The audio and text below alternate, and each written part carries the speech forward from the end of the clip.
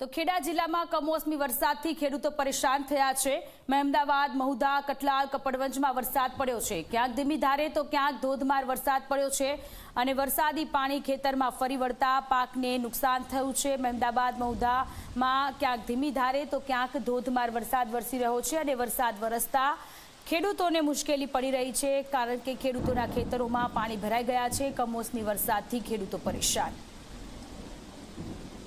તો ખેડામાં વરસાદ વરસી રહ્યો છે। ખેડાના તમામ વિસ્તારોમાં ક્યાંક ધીમી ધારે તો ક્યાંક ધોધમાર વરસાદ પડતા ખેતરો તરબોળ થઈ ગયા છે। ખેતરોમાં ઉભેલો પાક કે જે નેસ્ત નાબૂદ થયેલો અહીંયા દેખાઈ રહ્યો છે। આ દ્રશ્ય સામે આવ્યા છે કે જ્યાં ખેડૂતના ખેતરની સ્થિતિ અત્યારે કફોડી થઈ ગઈ છે।